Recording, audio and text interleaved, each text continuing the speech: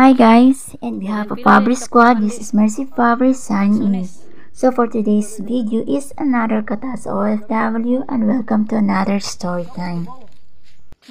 Bata pa lang ako, palagi kong naririnig sa papa ko na may ipinamana yung great aunt nila na lupa, which is yung bahay na pinagtatayuan nila.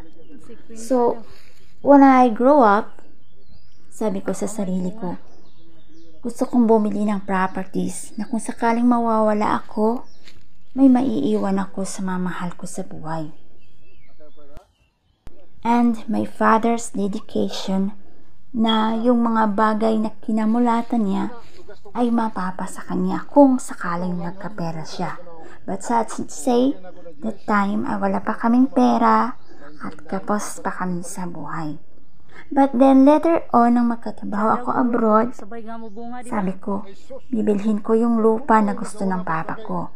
But that time, wala pang naipon, so yung kapatid ng papa ko ang bumili ng lupa na nasa likuran ng bahay ng lola namin. So there's another story. Yung lola ko, bininta yung lupa niya sa Bukirin na may tanim na mga lansunis. So, I decided to buy it. Kaso, wala pang ipon. So, installment ko na lang binayaran. So, after how many months, natapos ko ring bayaran yun at may sarili na kaming lupa.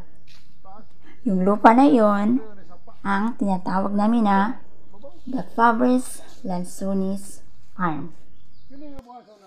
Hindi ko man nabili yung lupa na gusto ng papa namin, but who knows, balang araw mapapa sa amin din kung ipahintulot ng sa itaas.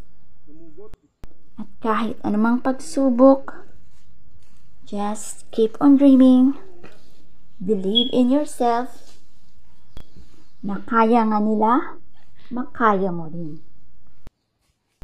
And a quote says, if you have a dream, don't just sit there. Gather courage to believe that you can succeed and leave no stone unturned to make it a reality.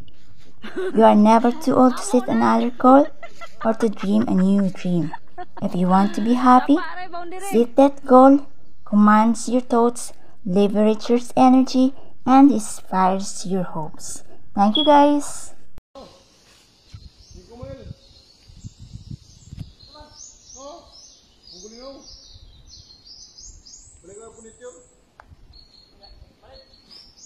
Wag o pag yung sugod.